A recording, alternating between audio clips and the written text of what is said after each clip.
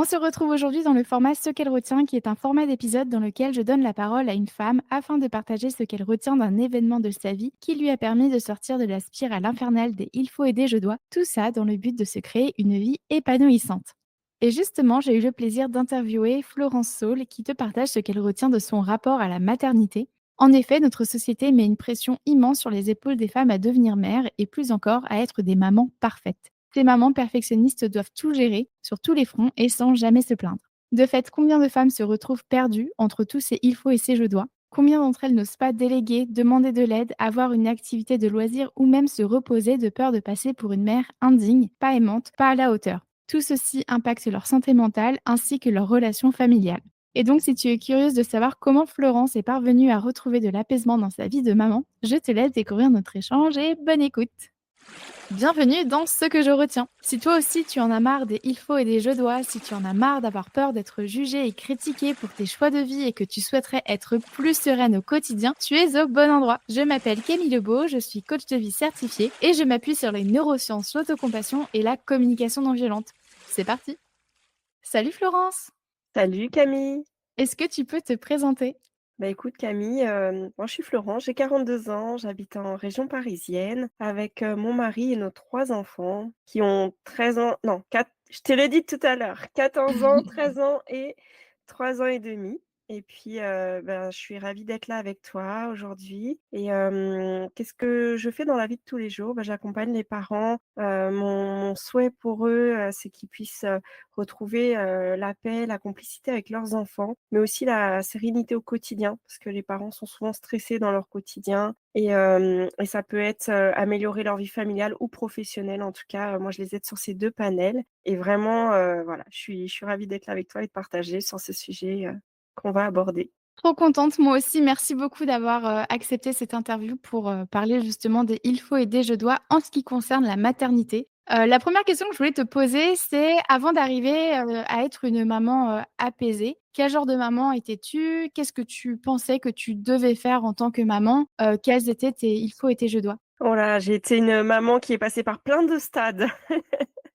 Mais les premiers, la 1re, chose que je peux te partager, c'est, que dès la maternité, j'ai commencé à paniquer, en fait. Dès, la maternité après l'accouchement parce que j'avais un bébé qui pleurait tout le temps, que je ne pouvais pas poser, qui pleurait tout le temps. Donc j'ai commencé à être une maman inquiète, qui se pose 1000 questions, qui, ne sait pas comment faire, alors que j'avais, l'impression que j'allais gérer, tu sais? J'avais vu d'autres bébés, pour moi, c'est voilà, un bébé, OK, il pleure quand il a faim, il pleure quand il a quelque chose, mais tu peux le poser à un moment donné. Mais non, moi, j'avais pas dormi de la nuit, j'étais épuisée et les premiers je dois sont arrivés. Ça a été, un appel de quelqu'un de la famille qui me dit: «Oh mais j'ai appris que ton petit, il pleure beaucoup, tu sais, faut pas l'habituer au bras». Ah d'accord, donc en gros, je dois faire très attention parce que si je le prends trop, il va s'habituer au bras. Après, ça a été, bah, j'avais pas dormi de la nuit, je te disais. Je vais voir une infirmière qui est là. Je lui dis: «Je comprends pas». J'avais les larmes aux yeux, j'étais pas bien. Je lui dis: «Je comprends pas, mon bébé, il pleure tout le temps». Et là, elle me sort: «Mais oui, mais si vous stressez, il va être stressé aussi votre bébé. Faut vous apaiser». J'étais là: «OK». Donc il faut s'apaiser. Donc j'étais partie de la maternité 3 jours, hein, tu vois? 3 jours, c'est court, mais déjà, j'étais repartie avec plein d'idées reçues. Donc faut que je m'apaise, mais je sais pas comment faire parce que je panique un peu. Je dois pas prendre mon bébé, quand il pleure, mais en même temps, je sais pas, enfin, c'était insupportable quoi ces pleurs. Donc voilà, je suis partie avec ça et puis après j'ai heureusement croisé des personnes qui m'ont dit, qui m'ont rassurée, qui m'ont dit que voilà, que c'était aussi, de faire comme je le sentais.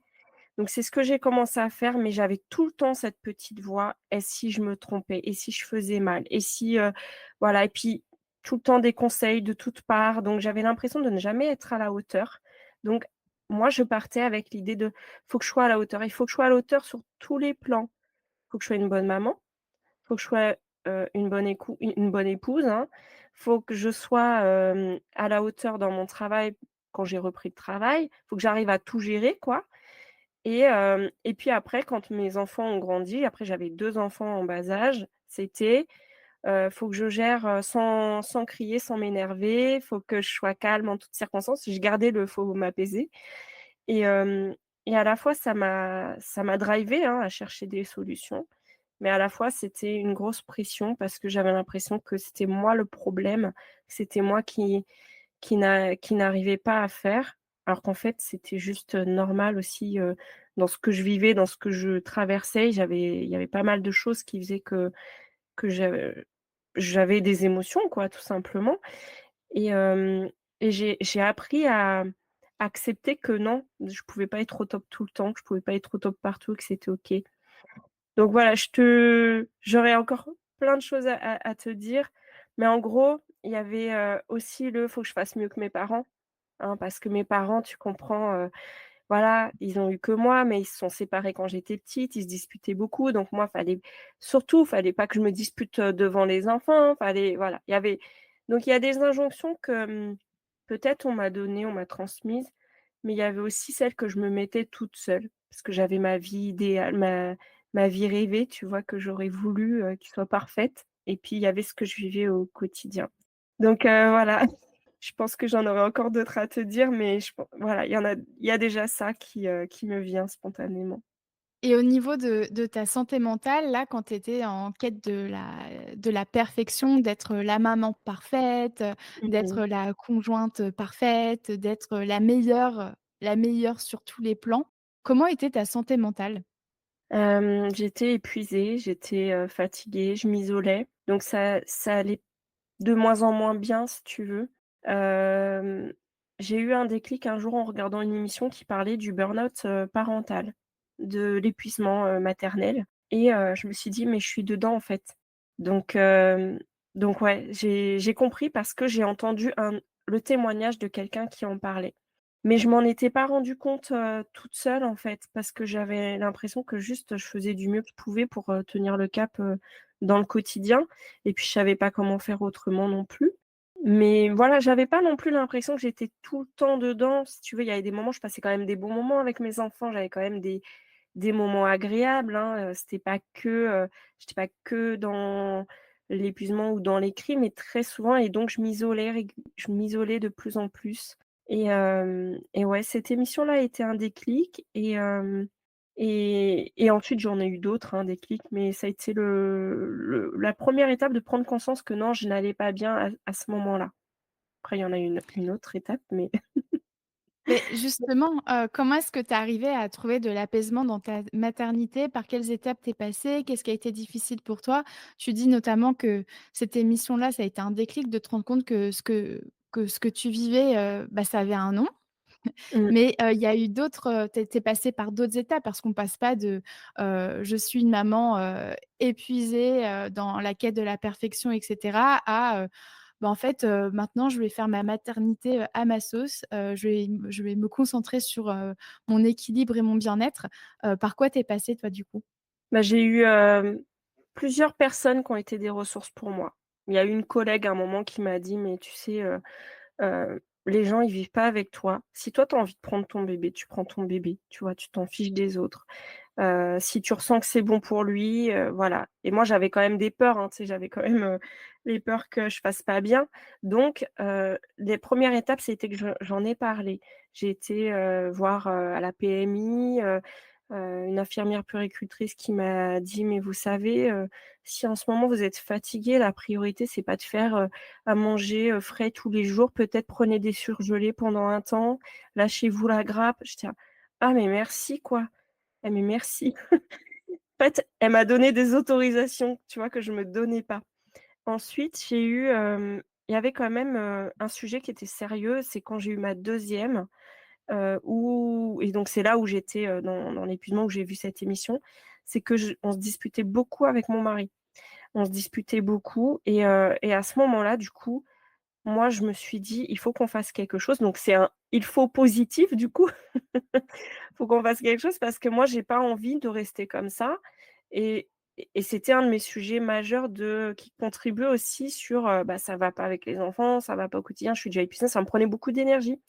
Donc bah, j'ai contacté une thérapeute, on a commencé une thérapie de couple et ça a été super parce que Bon, il a pas continué avec moi, mon mari, hein. C'était dur, pour lui le premier rendez-vous. Mais moi, par contre, j'ai continué. J'ai dit: «Moi, j'en ai besoin».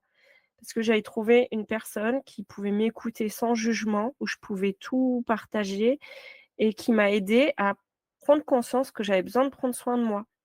Et puis après, petit à petit, ça allait mieux avec mon mari et puis lui aussi m'a rejoint dans cette démarche et ça nous a aidés, tu vois, à nous retrouver. Mais j'ai compris aussi que si je ne prenais pas soin de moi, je ne pouvais pas prendre soin de mes enfants, ni avoir de l'énergie sur tous les sujets, voilà.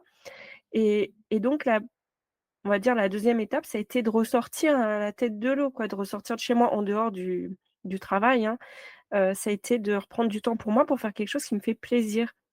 Ça a commencé par, m'autoriser, de reprendre un cours une fois par semaine de chant ou de djembé. À un moment, j'ai fait du djembé et en fait, ça a été ça. Puis ensuite, c'était, «Ah bah tiens, j'ai vraiment envie d'en savoir plus sur le fonctionnement des enfants». J'avais déjà lu des livres, mais j'ai commencé à m'intéresser à la parentalité, à suivre des ateliers, à me rendre compte qu'il y a d'autres parents dans la même situation que moi. Bah oui, parce que dans le quotidien, les parents que tu croises, ils te racontent pas leurs difficultés. C'est pas On n'a pas le temps, tu vois, d'en parler et donc j'ai vu que non, bah, j'étais pas seule, j'étais pas anormale, ouais, c'était des difficultés que rencontrent beaucoup de parents et puis qu'il y avait surtout des clés pour ça, pour, améliorer les choses. Donc là, j'étais plus dans le perfectionnisme, j'étais dans le bah, OK, je reconnais que j'ai une difficulté, je cherche des solutions, il y a des gens qui peuvent m'aider, donc j'y vais, puis c'est tout. Et après, ça m'a ouvert des portes incroyables. Ça m'a ouvert des portes incroyables, de me rendre compte que j'étais passionnée par ça, par les relations,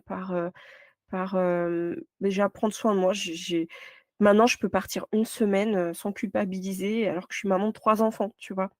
Bon, ça s'est pas fait du jour au lendemain, hein, mais on a quand même bâti une, relation de confiance avec mon mari. J'arrive à me lâcher la grappe sur plein de sujets. Je fais pas, des tupperwares pour lui, hein, il se débrouille, tu vois? Alors qu'avant, il aurait fallu que je prépare tous les repas, machin. Non, non, même s'il leur fait, des petits pois carottes, c'est pas grave, hein. C'est En fait, je me dis: «Du moment qu'ils sont bien, moi je suis bien. Du moment que je suis bien, ils seront bien». Donc, bah, ça va peut-être, me demander de lâcher sur des choses et bien sûr, ça s'est pas fait en un jour, parce qu'il y a encore des sujets sur lesquels je peux avoir, besoin de retravailler, tu vois? Mais je suis plus dans la culpabilité, je suis plutôt dans l'accueil «Tiens, il y a un truc qui me gêne, il y a un truc qui me gratte, je vais y aller. Je vais voir est-ce que c'est important pour moi ou pas et est-ce que c'est nécessaire que j'y passe, de l'énergie aussi?» Parce que comme, je te disais tout à l'heure, bah, ouais, je voudrais toujours être au top sur tous les niveaux, mais je peux pas. C'est pas possible, quoi. Tout à l'heure, tu parlais de la culpabilité. C'est, effectivement une émotion qui revient énormément chez les mamans que j'accompagne, Mmh. heu et vraiment ce truc de, je prends du temps pour moi, mais je culpabilise parce que je devrais être avec mes enfants, je devrais pas les laisser devant la télé quand je rentre du travail parce que je suis crevée, parce que pour être une bonne maman, voilà, je peux quand même pas les laisser un soir par semaine à leur père ou à une nounou, je suis une mère indigne. Hem et donc toi, tu le dis bien et je te rejoins là-dessus, c'est la rando de la vie, hein, d'apprendre à prendre soin de soi, à se détacher de ces injonctions-là, ça se fait pas en une nuit. Mais justement, comment est-ce que tu as fait? Qu'est-ce qui a été difficile pour toi pour pour apprendre à laisser partir cette culpabilité pour, arriver à prendre soin de toi? C'est une très bonne question. Je crois que, c'est de me rendre compte de c'est qu'est-ce qui est le plus important? Si je veux tout contrôler, c'est quoi la conséquence pour moi, en fait? Je vais m'épuiser, c'est ni bon pour moi, ni pour mes enfants.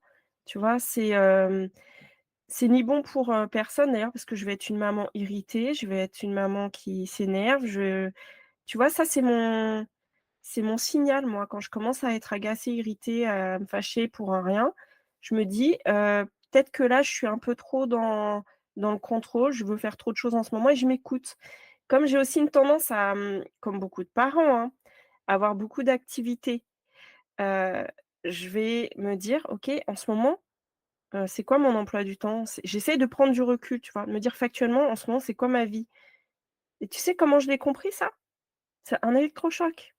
Parce qu'un jour, j'ai eu un accident. On était à une sortie en famille, à la patinoire. Je me rappelle un 30 décembre. Je m'en rappellerai toute ma vie de ce jour. Et je me suis vautrée sur la patinoire comme, pas possible. Je me suis fracturé l'épaule et je suis restée, plusieurs mois sans pouvoir conduire, sans pouvoir lever le bras. Voilà, ça m'a clouée, en fait. Et là, je me suis dit j'étais allongée sur mon lit en regardant le plafond parce que la position allongée, c'est la seule position où j'avais pas mal au bras. Je me suis dit: «Mais c'est quoi ma vie là? C'est quoi cette vie?» À cette époque, je travaillais dans une grande entreprise, j'avais presque 3 heures de transport par jour. Je suis bénévole, je m'occupe d'enfants en dehors de mon travail, je suis, bénévole dans mon église, et ça me fait très plaisir, ça me fait beaucoup de bien. Je cours à droite à gauche pour les activités des enfants. Hem Et j'avais plusieurs activités en dehors comme ça et je me dis: «Mais c'est quoi là ma vie en fait? Je cours partout mais et moi?» Et donc ça c'était ma deuxième étape. Je me suis dit: «Et moi? Je suis où là-dedans? C'est quoi ce que j'ai à offrir à mes enfants?» En fait, ça allait mieux, tu vois? J'avais appris plein de choses, mais j'étais retombée dans je fais plein de choses et du coup je me retrouve encore fatiguée, irritée et cetera. Mon travail me prenait beaucoup de charge mentale et hem et en fait, je suis revenue à temps partiel. J'ai pris la décision de revenir à temps partiel en me disant: «Non, moi je veux profiter de mes enfants». Mais j'ai pas eu les mercredis, ils m'ont donné les vendredis. Frustration totale parce qu'une maman, elle veut ses mercredis, tu vois? Et ben, en fait, c'était le meilleur cadeau qu'on pouvait me faire parce que les vendredis, j'ai passé tous mes vendredis à prendre soin de moi. Je me suis dit: «Je ne fais pas les courses ce jour-là, c'est pas possible. Je garde mon vendredi». Et en fait, à ce moment-là, j'ai rencontré, une amie qui m'a parlé d'un coach justement. Et moi, j'avais envie de changer de boulot, j'avais envie de faire autre chose, de plus avoir cette charge et j'ai redéfini mon projet professionnel tous les vendredis. J'avais un rendez-vous avec mon coach et c'est comme ça que j'ai repris du temps pour moi parce que tant que tu as la tête dans le guidon, tu peux pas réfléchir. Tu as pas d'espace, quoi. J'avais zéro espace pour réfléchir à ce que je voulais vraiment dans ma vie et ça a été un déclic qui m'a permis de me dire, bah, voilà, en fait, si je veux, si je veux, me sentir bien, j'ai besoin de temps pour moi. J'ai besoin de temps pour moi et c'est de là que je pourrais réaliser des choses qui comptent pour moi. C'est de là que je pourrais prendre du recul sur, ma situation, sur plein de choses et donc encore aujourd'hui, je sais que si j'ai des difficultés dans mon quotidien, je prends du temps pour moi. Ça va pas être forcément des choses extraordinaires, ça peut être d'aller marcher 1 heure dehors, ça peut être de juste, me poser dans ma chambre, mais je prends ce temps pour moi ou une activité qui me fait plaisir, mais je prends ce temps pour moi et en fait, c'est un cadeau et pour moi et pour ma famille, hein, parce qu'eux-mêmes, ils voient que je suis pas qu'une maman, que je suis pas que, voilà, le travail c'est dur, nin et et qu'en fait, j'ai des moments pour kiffer, j'ai des moments pour, me reposer et que, je prends soin de moi et c'est pour moi, bien plus parlant que des mots. Si je comprends bien, toi, quand tu es devenue maman pour la première fois, tu t'es mis, une très, très grande pression sur les épaules, de faire, mieux que tes parents. Alors tout ça, c'était plus ou moins inconscient, hein, mais Oui, c'est bien sûr, hein, il y a jamais un jour où on se dit: «Allez, je vais faire mieux que mes parents». Ça se fait de manière, complètement, diffuse, on s'en rend pas compte, mais en tout cas, tu avais cette volonté de faire mieux, que tes parents. Tu as pris aussi, toutes les attentes que la société avait pour les mamans et tu t'es dit: «Bah, je vais faire pareil». Tu as appliqué les conseils qu'on te donnait ici ou là, d'ailleurs des conseils de professionnels, c'est aussi ça qu'il faut dire, c'est qu'on fait confiance, bah, quand même aux professionnels. Mais en fait, tu te rendais compte qu'il y avait, si je comprends bien, tu t'es retrouvée avec beaucoup, beaucoup de charge mentale à devoir penser à tout faire et puis ça, avec le deuxième enfant, bah, ça s'est pas calmé pour autant, au contraire, parce que, bah, 2 enfants donc 2 fois plus de oui, travail quand même, et je dis le mot travail parce qu'être maman, c'est un travail H24, 7 jours sur 7, pour tous les jours de notre vie Et en plus, ce que tu remarquais, c'est qu'au fur et à mesure, des années de ta maternité, il y a ton couple qui commençait à plus être aussi, heureux qu'avant. Tu disais que vous vous disputiez beaucoup et en fait, c'est lors d'une émission que tu t'es rendu compte, que ce que tu traversais, c'était, le un épuisement maternel. Et en fait, cette émission, ça t'a permis de te rendre compte que tu étais pas seule, que c'était normal ce que tu vivais, ce que tu traversais. Ça t'a permis de valider, tes ressentis et ça a été finalement le déclic pour, apprendre à faire les choses autrement. Bah, après tu le dis bien aussi, hein, beaucoup de culpabilité quand même, et ça a été difficile pour toi d'apprendre à lâcher prise, d'apprendre à te donner de la place, dans au sein de cette famille.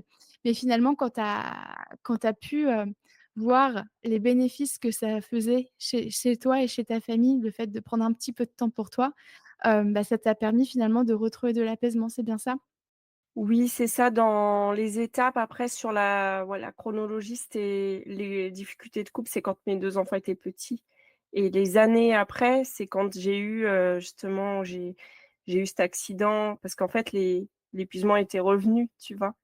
Mais c'était plus, la cause n'était plus mes enfants, c'était moi avec le travail, mes activités et cetera. Donc en fait, on peut recommencer le cycle, tu vois? Sur, le truc que tu avais compris à un moment donné, peut revenir à par une autre porte et c'est là où je te dis, ben, j'ai repris conscience que le temps pour soi était indispensable avec ces fameux, vendredis où là, j'avais enfin la tête hors de l'eau. Je pouvais enfin respirer à nouveau et me reprojeter sur, qu'est-ce qui était important pour moi, qu'est-ce que j'avais envie de vivre quoi, tout simplement au quotidien avec, pour moi, avec mes enfants, ma famille, quels étaient mes projets, mes rêves et c'est à partir de là où je me suis redit non mais tout part de moi, en fait.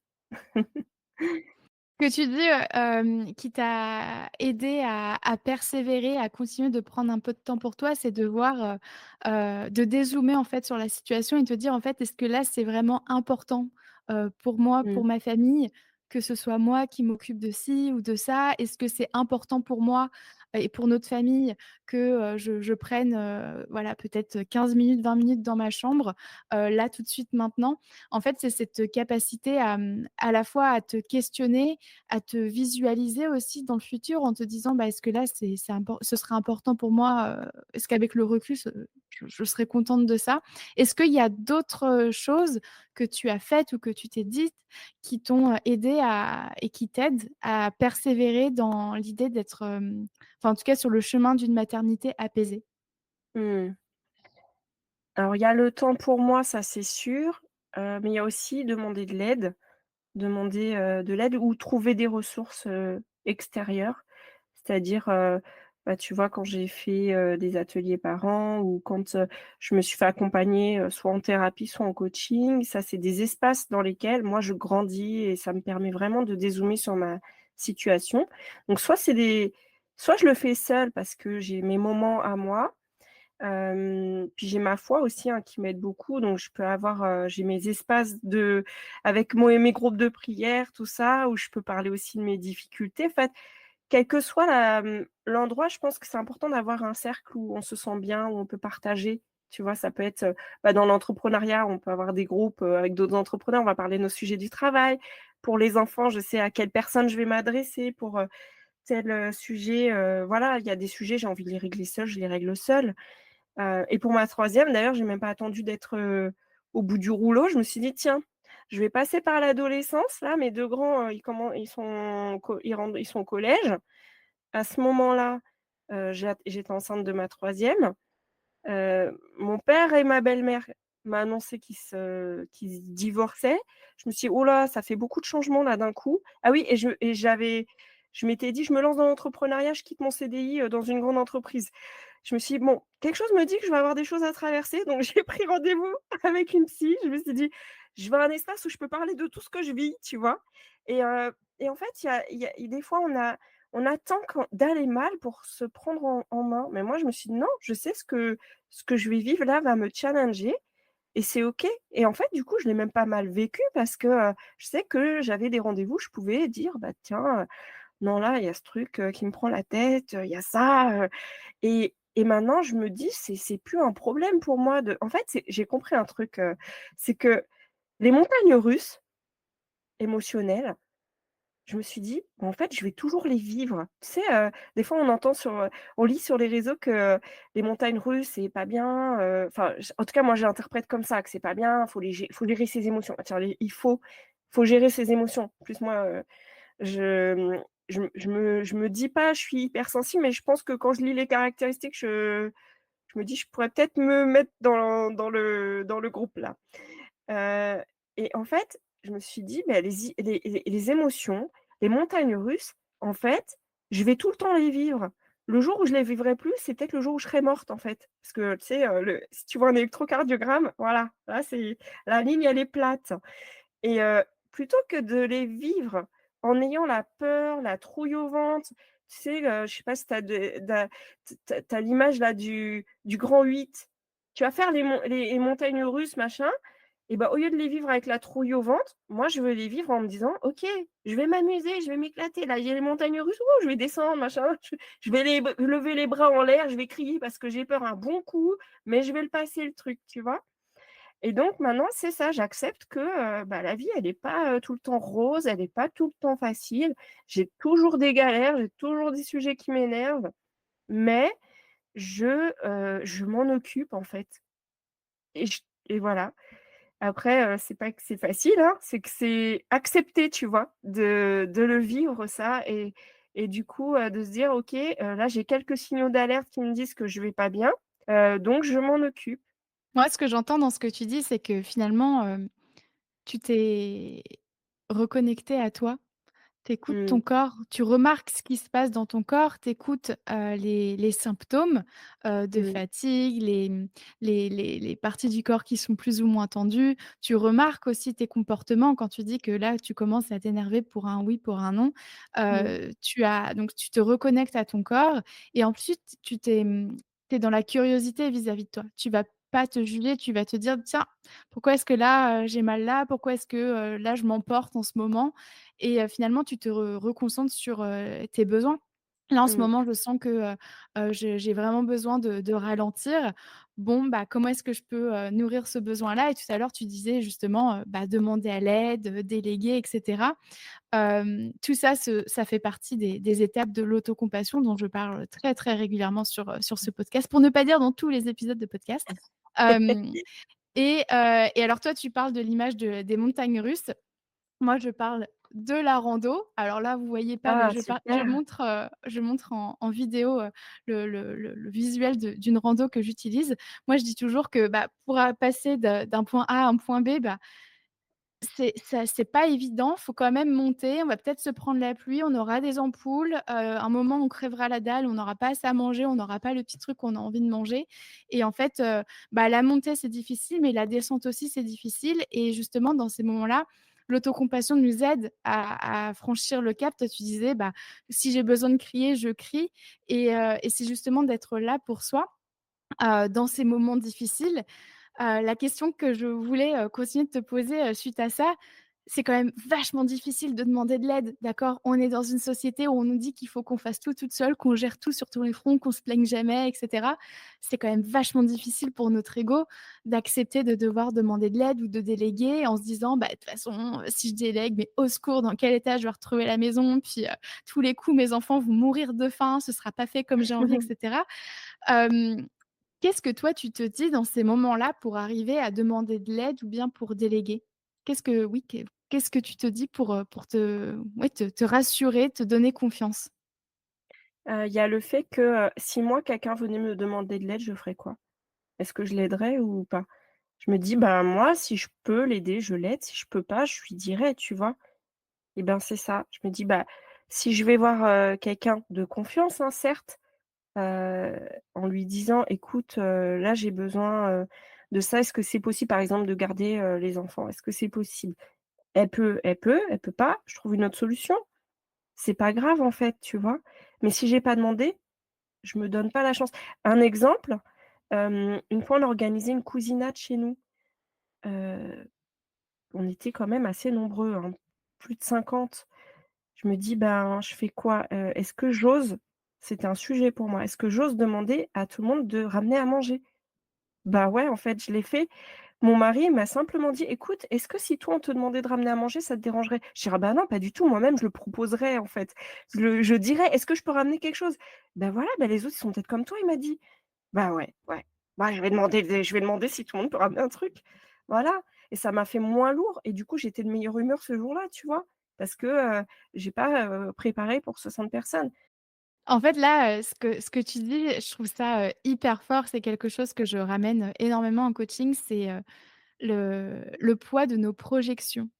C'est-à-dire, on s'imagine que l'autre, va nous dire oui, va nous dire non, va nous juger et cetera et en fait, là, toi, ce que tu dis, c'est, bah, tu proposes et puis, bah, tu verras bien, ça c'est la décision de l'autre. Tu peux pas influencer la décision de l'autre, tu peux pas, deviner ou contrôler, ce que l'autre va te dire donc en fait, bah, tu demandes et puis tu verras bien et aussi ce que tu dis, c'est que, finalement, tu fais preuve de résilience, puisque tu te dis, «Bah, si ça passe, ça passe, si ça passe pas, c'est pas grave, je trouverai une autre solution». Donc Mmh. ce sont 2 outils, très précieux. Est-ce qu'il y aurait quelque chose que tu aurais envie de dire à la toi de l'époque qui flippait à l'idée de pas être une assez bonne maman? Ce que j'aime bien dire, c'est de pas regarder seulement, bah, les difficultés ou quoi, mais de regarder aussi tout ce qui va. Parce qu'on a enfin, les parents ont tendance à regarder, la fois où ils ont crié, tu vois? Mais ils regardent pas les 15 fois de la journée où ils ont été patients. Ils regardent pas, tout l'amour qu'ils ont donné, ils ont raconté une histoire, ils ont passé un bon moment. Non, ça, ils l'oublient. En un claquement de doigts, ils se sont énervés une fois, ça y est, ils oublient tout le reste. Bon, effectivement, des fois, si c'est récurrent tous les jours, il y a peut-être quelque chose, tu vois? Mais en fait, non, j'ai envie de dire, bah, à la moi de l'époque, c'est, mais tu apportes déjà plein de merveilleuses choses à tes enfants, donc si quelqu'un nous écoute, c'est ce que j'ai envie de lui dire. Ce que tu partages, c'est aussi très juste parce que d'un point de vue, des neurosciences, c'est ce qu'on appelle avoir un biais cognitif.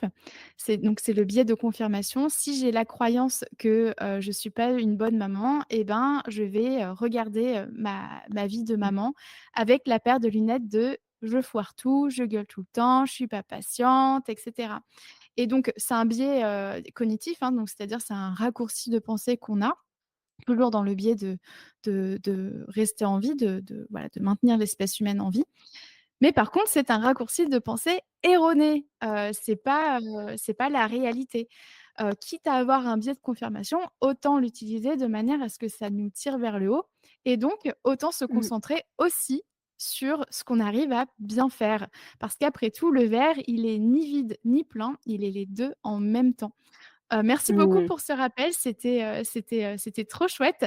Je pense que ton partage va aider d'autres femmes, d'autres mamans à s'affranchir des «il faut» et des «je dois» et surtout à leur donner confiance, pour, voilà, incarner la maman qui leur semble être la plus juste, tout en se préservant et en préservant la qualité des diverses relations, qu'elles soient familiales ou amicales. Où est-ce qu'on peut suivre ton travail, Florence? Eh bien, il y a, 3 endroits. Il y a mon podcast, Les pépites de parents, qu'on peut retrouver sur toutes les plateformes et puis sinon je partage régulièrement sur, Instagram, Parents Mission et sur LinkedIn, Florence Saul. Merci beaucoup. Bah, avec plaisir Camille. Pour aller plus loin, voici beaucoup d'épisodes complémentaires qui pourraient être très utiles. Le 37 sur la peur de passer pour une égoïste, le 42 sur comment utiliser tes pensées à ton avantage, le 43 sur la comparaison à l'autre, le 49 sur comment déléguer avec sérénité, le 57 sur la répartition des tâches ménagères au sein du foyer, le 62 sur les projections qui abîment nos relations, le 63 sur la culpabilité créatrice et parasite, le 73 sur le fait de ne pas avoir de temps, le 75 sur le fait de ne pas se sentir normal, le 76 sur les besoins, le 77 sur le perfectionnisme, le 78 sur les émotions, le 79 sur les attentes et le 90 sur le fait de ne pas arriver à prendre soin de toi. Et voilà pour aujourd'hui. Merci à toi d'avoir écouté cet épisode jusqu'au bout. Pour consulter mes sources ou bien lire cet épisode, sache que sa retranscription est disponible dans les notes du podcast. Et si tu souhaites en savoir plus sur mon travail ou bien si tu cherches à t'abonner à ma newsletter, direct sur mon site internet www.lacoachcamille.com. Et tu peux aussi me rejoindre sur ma page Instagram, @lacoachcamille. Prends soin de toi.